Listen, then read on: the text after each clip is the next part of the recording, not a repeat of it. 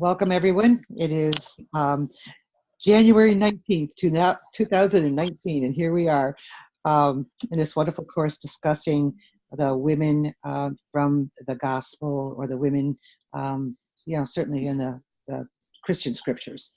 So, Deb, since you were the first one to post, why don't you start and just review what you've posted for us on Junia? Sure. I like to do the readings, kind of contemplate for a while, and then something just starts to kind of bubble to the top. And I think one of the things that really has impressed me about studying Junia is the whole idea that she was called an apostle. And then the relationship that, when you look at what Paul says about her, I realize, because she came before him, I've really been trying to think about what does that really mean. So when I think about the word apostle, it means to me the intimate people that were around Jesus. So that tells me in some ways that Junia actually was a intimate follower of Jesus. Somehow, she's been given that status by Paul that she must have been there. And that's kind of what I'm thinking about. And because of that, she had an experience of realizing his spirit and his resurrection and his life. And then that took that to the nth degree for herself of actually being imprisoned because of her beliefs. That all makes sense to me once I kind of put that together. And so to me, she was actually a teacher to Paul. There was a deference of him to her in that sense that he would say that. And therefore he was learning from her. And she was before him. So it's an amazing thing that we have lost that. That's the real key. How do we get that back? We're constantly fighting this put down of women. And she was too. And she even so, all I can do is think about her example, which is to live her life and know that what she's doing is following Jesus, and then do that myself. So like today is the March for Women, and I'm finding it very hard to find people that are going to go, that I know who have gone in the past. And there's this pull to not go there. And I am going to go in her name. Great. Thank you, Deb. Byra, any response? I suppose really the essay I wrote this morning, just kind of this time last week, if you had asked me, I had very little to say on Junia. I found all of the readings very bogged down in anything I was looking at online, bogged down in the controversy. And as I said, I couldn't flesh her out as a character. But in the last few days, I've just really begun to have kind of an epiphany of the way all of these women were interconnected and are bound to have met. I mean, Romans was Paul sending a letter to, addressing Andronicus and Prisca and Junia. So Phoebe is bound to have talked to them and met them. So suddenly she became part of this interconnected community again. And then, as I said, I found this really interesting, it was a YouTube video by Ben Witherington, and I would urge you to watch it. It's an hour long. He's very amusing. He's an American pastor, I believe, and he's very amusing and tells it quite funny. But kind of had me really, really kind of believing that, yes, like yourself, Deborah, she must have known Jesus. I mean, Paul was converted so early, really, years-wise, before Romans was written, that if she was in Christ before him, well, that was kind of close to enough to the death and resurrection. So I find it uncanny then to believe that, yes, she, as you said, she had this authority because of her experience of Jesus, and that was what drove her forward. So I found her a very compelling woman, very inspirational, and I find her character kind of growing now, which is nice.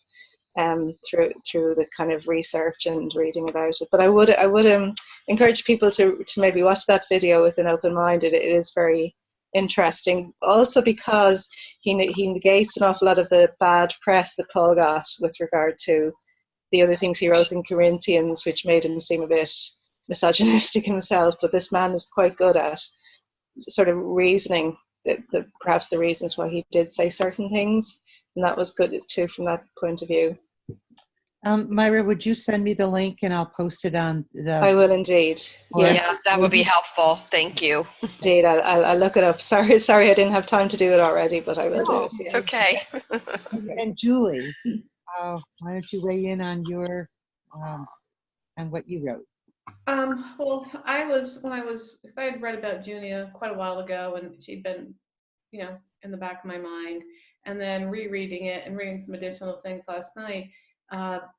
It's, as with the other women we've already discussed in this class, there's so little actually given to us definitely about them, and instead of being frustrated by that, it gave me the space to think of, well, how would I have dealt with these circumstances?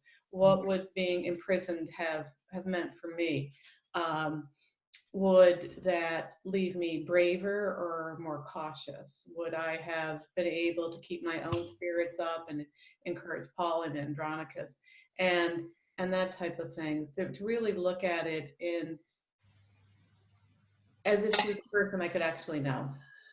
And that I found very challenging, because I don't know that I'm brave or anything else. I'm even reticent to talk about God with people I know. I mean, it only seems like there's certain circles where that sort of thing is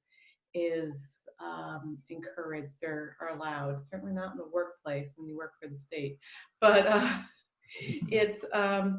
it gave me a lot of food for thought of where would this lead if I was living that kind of life now? Where would it lead me?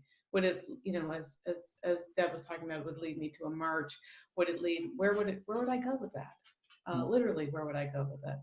So it was very interesting, and also, the idea that she is the only woman actually named an apostle in the New Testament, and clearly living exactly for that.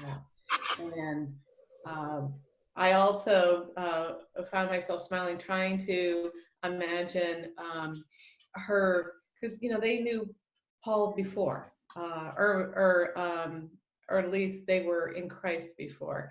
So I'm trying to imagine what it was like. We only have Paul through his writings, but to actually experience the real person.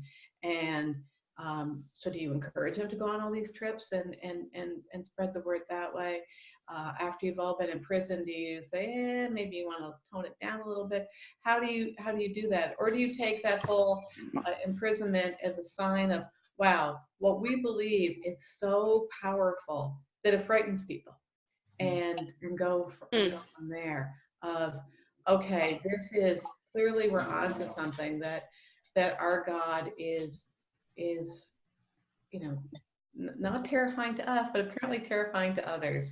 So that was very, very thought-provoking for me, and not just in the intellectual sense, but also in the faith experience sense of, do I consider my faith to be powerful? Is it powerful in my life? Is it an active force in my life, or is it a little thing on the margins of, that I fit in around other things? And what place should it have? So it was very, the idea of, putting your life on the line like that gave me a lot to think about. Thank you, Julie. Also, I wanted to acknowledge, certainly what you've been going through for the past couple of weeks, I'm sure, with your mom's passing. So just to let you know, that we know that this must have been a difficult time for you. And, we're hoping that all things are well, with you. Thank you, Mary Teresa. They are. They are. They're sad but well. They Yes, can be. well, okay. Good. Before we, Bridget, Mary, and I weigh in on anything, I'd like to have maybe you bounce off any ideas that you heard from each other. So if Deb or Myra, you would like to add anything else. I just want to say, Julie, I really, and Myra, I didn't get a chance to look at your posting this morning. I'm sorry, but I will be going back to look at it and comment. But Julie, you inspired me. And then this morning, I loved your comment about I have a hard enough time talking about the weather to strangers, let alone anything else. So I really appreciated that. And Bridget Mary, I then went back and really kind of did the meditation with Junia today. Really spent the morning with her and followed that meditation that you have, and it was really beautiful. It helped me again to have another intimate feel for who she was, and it challenged me, and I really appreciate that. Thank you. Thank you, Myra. I suppose, yeah, it's interesting to hear how you would imagine yourself and kind of trying to get into it that way. It certainly, she was a dynamic force to be reckoned with, there's no doubt, and a very important figure. And I'm just so glad that we're remembering her. I feel once they're brought back to life, they don't disappear again. It's like they're a growing force to be reckoned with. So that's a nice feeling. I kind of had this feeling coming home of happiness driving the car the other day, and it's all connected. I know it definitely, there is that sense of continuity and remembrance that's important. So yeah. Thank you, Myra. Bridget Mary, if you're okay, if I just go first, because I know you'll wrap this up really well. Yes, of course. I think that one of the things that jumped out at me, well, there are a couple of things. The first thing was relative. Okay, so I'm thinking that here Junia may be at least somehow related to, really related to Paul. And I could almost imagine them at some sort of family gathering where here's Paul the Pharisee. Okay, Saul the Pharisee, okay, who is, listening to this woman talking about what she's either experienced firsthand or what she has heard about this amazing Jesus of Nazareth. And I'm thinking, maybe it's the first time he's hearing it. And for a lot of us, we need to hear things a number of times before it really sinks in. So okay, here he is maybe at this dinner, and here's Junia, and I can see it almost maybe, where he's maybe getting a little hot around the collar, or maybe he was a Pharisee who, was following this amazing rabbi and listening, who knows? Obviously he didn't have firsthand experience, but he may have listened from his colleagues. But I could see them at this meal where they're discussing this and maybe getting a little bit heated, or not. But that was just something that made me kind of chuckle just thinking about that. I think the other thing that really surprised me, because I didn't know this, was that Junia's name had been changed over time to be a male name, and I didn't know that. And I thought, wow, isn't that amazing? And isn't it great that here we are at this time in history where we have this wonderful biblical scholarship that says, hey, wait a minute, let's go back and look at this. And this, this truly wasn't a man. This never was a man's name, which was really, Junius was never a man's name that was in, the writings of that time. So Junia was a woman's name. And I thought that was really interesting. But I loved reading all of your posts, and I want to thank you. And I read what you wrote, what you posted today, Myra, and I went to the link that you sent, and I thought that was very interesting. So that's now in the resources, but we'll put the YouTube up because I'd like to see that as well. Yeah, sure, I'll do that. Thank you. Now, Bridget Mary, why don't you? Well, I affirm everything everybody said. It was just what a fabulous conversation on not only, who she was, but who she is to us today. And like we're standing on the shoulders of these women, and it's, I think, a big part of the call of our movement is to make the connections. As you were saying, Myra and Julie, it's very connected to the questions that we have today, to the issues we have today. Courage in the face of resistance, for example. The patriarchal gloss on everything. They try to erase her from history by changing her name. And then the whole thing, I love the whole thing of saying, perhaps she really knew Jesus and walked with Jesus as one of those unnamed many women mentioned in Luke 8. I mean, why not? Why can't we say that that's a possibility? She certainly was in the time frame of one's lifetime, because Paul's the first writer and Romans was early on. And it's one of the, I believe, the letters that they say is closest to the actual experience of Paul. So, and addressing the communities that sprouted up. And then what's her relationship with Andronicus, or does it matter? Is it a husband? Is he another relative? And someone else, I think it was Julie, did you bring that up, or Deb? What we don't know, but according to one translation, it was husband, but who knows, really. The translations really matter in this too, what they say they are, relatives, family, and all of that. But the bigger issue is apostolic authority. We're thinking today, okay, we're walking and reclaiming our apostolic authority as spiritual equals in a church and world that does not, by far, treat women as equals. We have such a long way to go in practically every society there is today. Some societies are further advanced, some are further back, but there's a long way to go to claim the spiritual equality that is our identity. And so for a movement for women priests and to really forge ahead on this, we must speak with authority. We must claim this authority and ground it in the relationship as Christian women, as Catholic women, in a renewed model, just, undoing the patriarchal structure and the patriarchal scholarship that hid her from our sight for so long. We must undo that and reclaim it, celebrate it.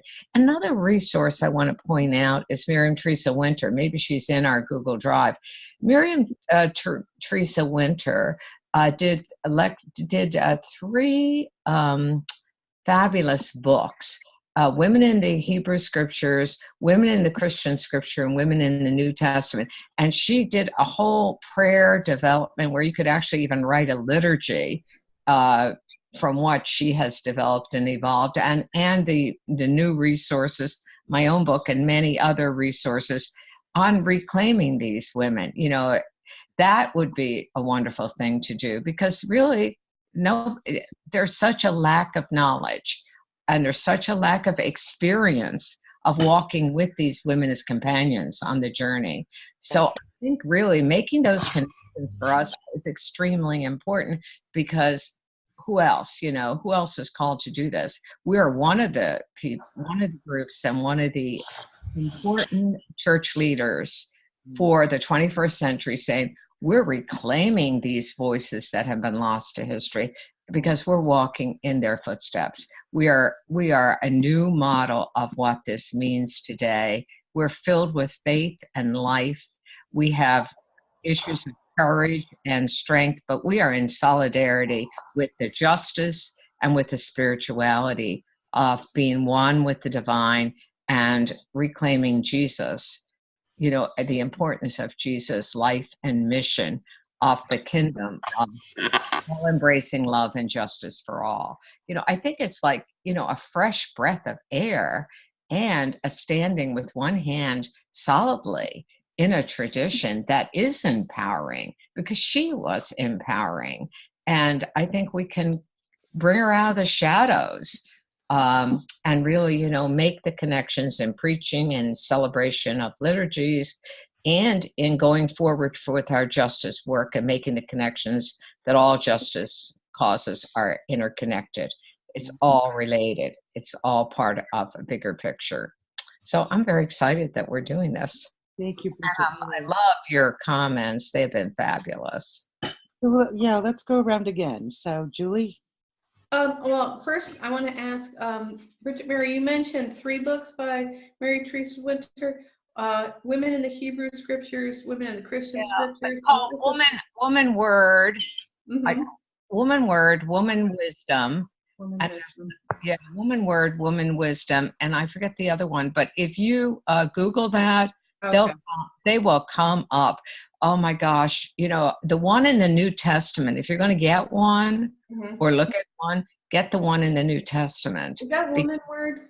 Or it might be Woman Word. Yeah, I got that. Oh, it is New Testament. I'm looking at it right now because it's fantastic. The prayers in it are just really, really fantastic. I'm doing that.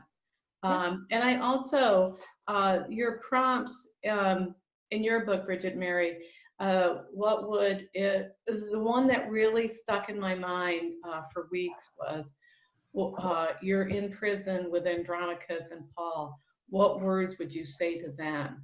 And wow, that it really stuck with me. It got under my skin, into my heart, and really just stayed there. So that was very, very provocative in a good way. Really, really gave me a lot to think about. And I'm really looking forward to reading Myra's piece and also seeing this YouTube video. Is this where he's saying that Junia and Joanna may have been the same person? Yeah, that was interesting. Yeah. Yeah, I had never heard of that, but that is we'll see, how he develops that and where that comes from. Well, I Yeah. love that too, that whole idea that possibly they were, because then you have Joanna, who was married to an employee of Herod, and I Yeah. could almost see her saying, this is awful. I hate what he's doing, and following the way of Jesus, and then eventually changing her name, saying, I'm out of this altogether. I loved that. I love that. And I think, Myra, that was part of what you posted. And then having her then saying, okay, once this guy passed on, then she took up with Andronicus, and their mission was to go and preach the gospel. I just love that. Great theory. So, Deb? Well, I just am inspired by everything that you all have been saying, and I feel like I just have so much more to do. I think that's, sometimes we are looking at these things and we think, okay, I'm finished with this. But for me, it's like, I feel like it's a beginning. I don't have enough information. I want more. And so I'm looking forward to looking at these other resources. I had the Miriam Treese Winter resource on the women in the New Testament, and I found it really helpful as well. So I'll be getting some of her other resources and looking at that. And I think we just need to keep on. I mean, I've often felt like I'm so happy to be here with you all, because we do have a responsibility now that we have a different vision. Like I said, is seeing believing, or is believing seeing? In this sense, we have a responsibility, I think, to proclaim this word in this way. And to be those, the visionaries that can say, look at it this way. This is a different way of looking at it. We have been blinded to women's involvement for thousands of years. And before Christ, before Jesus, women have always been not included legitimately. So we have some wonderful work to do. Thank you. Myra? Yes, I suppose I first heard about Susanna through Luke's Gospel, but also there was a couple of women traveling around Israel, and they talked about this place called, I think it was Tiberias, but that actually it was one of the places Jesus never went to in the Holy Land. He never actually visited in Palestine because he was so afraid of what was likely to happen there to him. He kept away from the trouble as much as he could, and got away from trouble. So this woman was from there, so I was always intrigued. Well, how did she meet him? And apparently it's thought she was cured by him. But obviously, then how did that work? Did she go back to her husband and say, "Listen, I'm sticking with this guy," and then probably as Ben Witherington says, well, what did Herod say? It's either me or your wife. You know, like it's fascinating to think, how did this all evolve? This is Joanna. So when I read the perhaps connection with Junie, I found that really, really interesting. And so therefore, it's a very interesting argument and group of arguments he makes. But I just, with regard to in Ireland, we are Church Ireland group. They wouldn't be as perhaps sometimes forward going. They would be happier with a little bit of concession from Rome. But I get quite lately where I kind of read about the Pope maybe looking into having women as deacons, and I think, no, that's not enough. Yeah, good. Like, I'm really kind of strengthened by all of this information and all of this, because you're thinking it's still not nearly close to what Jesus intended from the beginning. So it's like not enough. That sounds a bit greedy, maybe, but I just feel, from when you know this knowledge, when you know the facts, it strengthens you and emboldens you to kind of saying, well, nothing less than absolute equality is required then, you know. So I feel like they're losing their grip, because, you know, maybe if we give you this tantalizing little bit of concession, maybe you'll stick. And you're thinking, I'm way gone beyond that, you know. And it's sad. It's sad that they don't realize that, you know, they are losing that brain drain from the group, you know, where people who realize what did happen are kind of saying, well, that's too way behind. We need to, you know. And it's like, I was talking to somebody who wouldn't be that religious, and she's saying, like, they kind of missed their chance, you know. So I kind of feel I was involved with that group, but I feel like I can't stay with that group because it's too frustrating. It's too, and I suppose perhaps when you talk about Junie going to prison and that, there's that emboldened sense of, no, we can't settle for less than this basic message of equality for all at a time when there were slaves, at a time, you know, when there were such inequalities. So that's kind of the way I'm feeling at the moment. Sounds good. Bridget Mary. Yeah. Oh my gosh. The the response that I gave, you know, when they initiated that Francis was going to have this study, this commission of people. And I'm real familiar with Phyllis Zagano because I've followed her and read her books and I've heard her, etc. And John Weidengard's, you know, for his research on the women priest, that there was incontrovertible evidence that women were deacons for the first 1200 years and beyond in the East, and that they had the same ordination rights. We knew that in 2016. We've known it for years. So that, you know, the scholarship has been done, but they went through this drill for 3 years of doing this commission and coming up with the exact same results. The women deacons were part of the history of the early church up to 1200.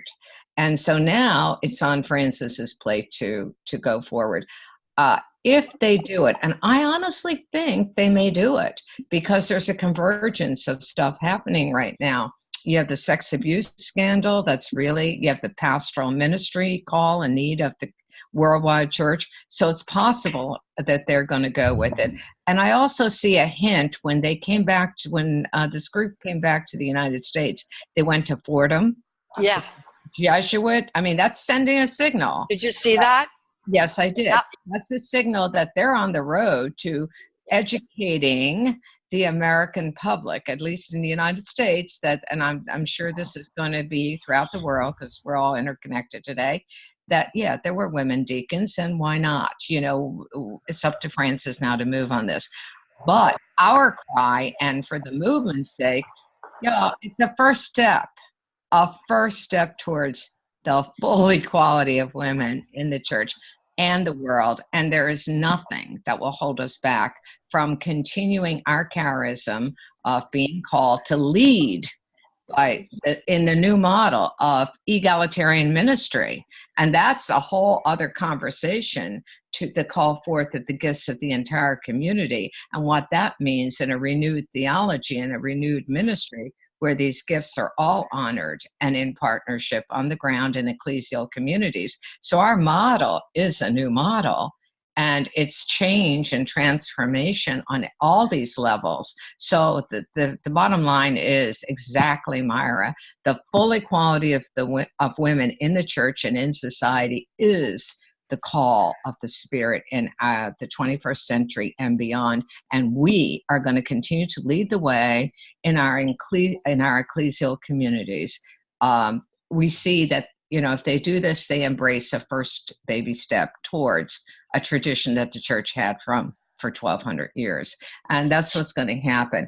But there's still needed to do exactly with passion in our fire in the belly on this, because it is the gospel. It is the mission of Jesus. It was his whole life, is the all-embracing love of the Holy One for all. And it's got to happen, the renewal of theology on the ground, the renewal of ministry, and a more circular model of co-responsible, co-equal, co-partnership kind of ecclesial communities.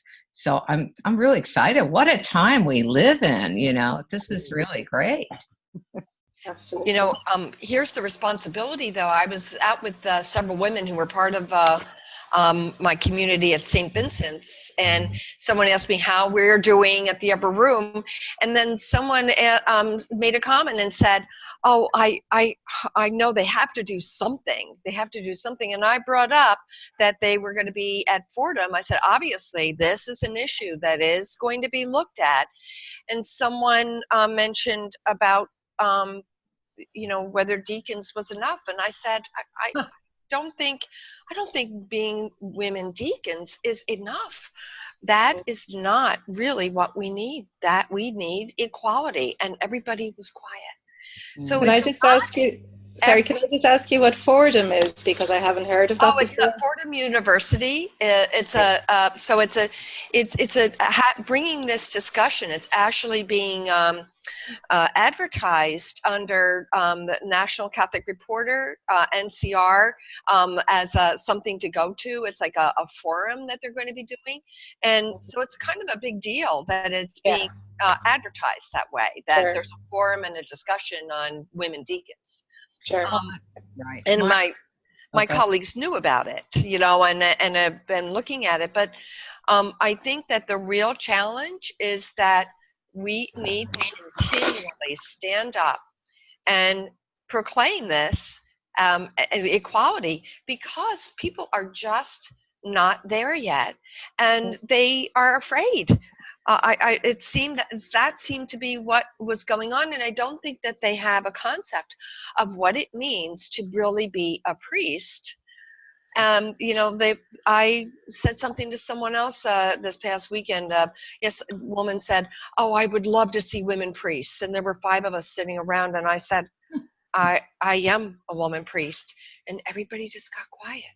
They don't know what to do with it. So we have a lot of work to do. Yeah.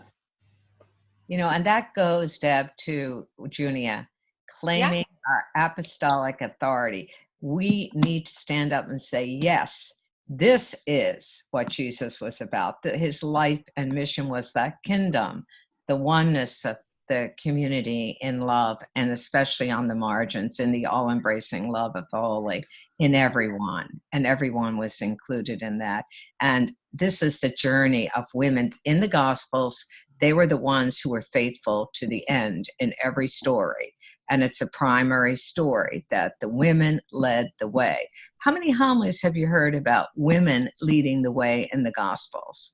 Not too many. And that's our job, just to point out, why the unnamed woman, why Mary of Magdala, why all these women are so important. Martha, her profession of faith was equal to Peter's. That's recent scholarship, but the church, it hasn't filtered down in the local churches that are following the Roman Catholic tradition right now. So there is a lot to do on the pastoral scene to reclaim this ancient heritage that is ours as followers of Jesus, and to keep on putting it out there, sharing it, design beautiful prayers that reflect it, bring people into an experience of it through meditation, through whatever, through celebrating these women.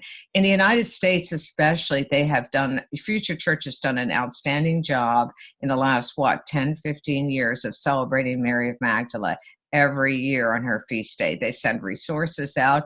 Many communities have done that. That's going in a direction that's very life-giving and affirming of women's apostolic authority.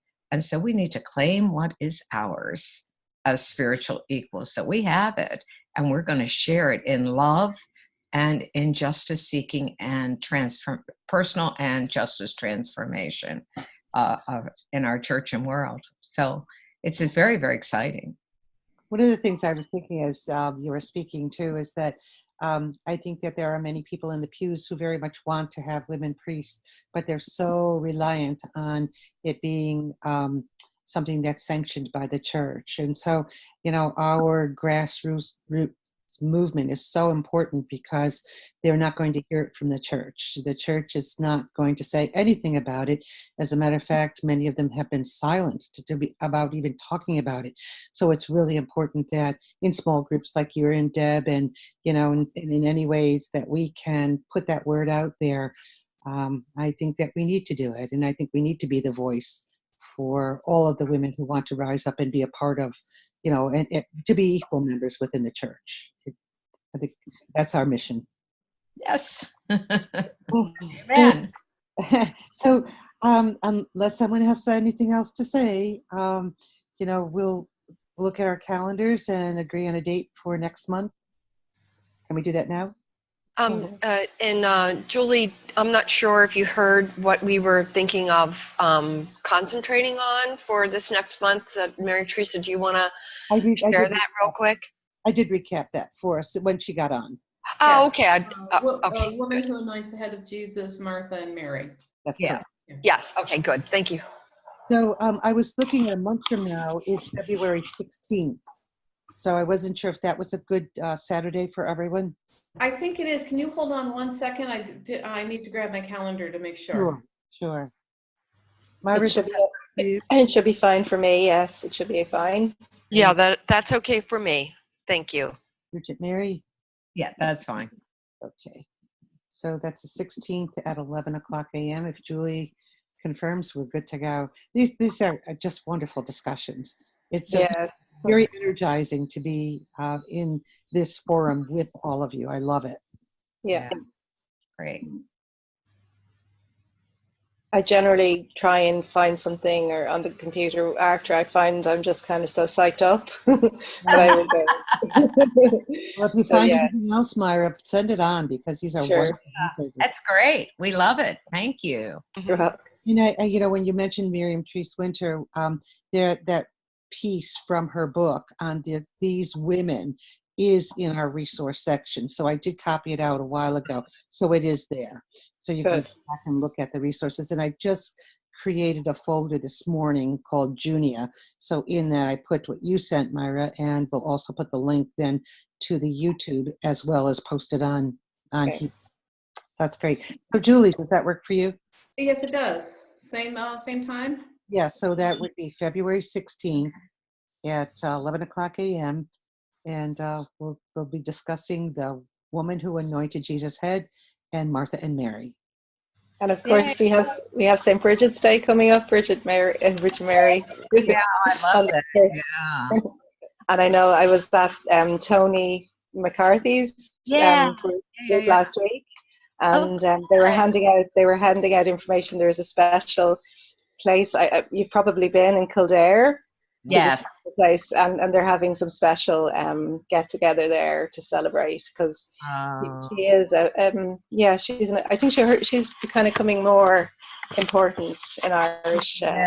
If you see anything that you think should go on my blog, Myra, on what's happening in Ireland around Bridget, around that celebration, would you send me the links? Because I would love to put it on the blog and share it with the people who read the blog.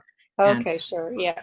Thank you very much. This was an ad. This was a piece of paper. Maybe I could scan it if possible, even to you. Yeah. Yeah. Thank you. Okay. How wonderful. All right. So thank you, everyone. And we'll see you next month. Yes, indeed. Take And care. blessings to everyone. Blessings. Bye-bye. Blessings. Yeah. Have a Blessing wonderful and peace. Bye-bye. Okay. Bye. Bye.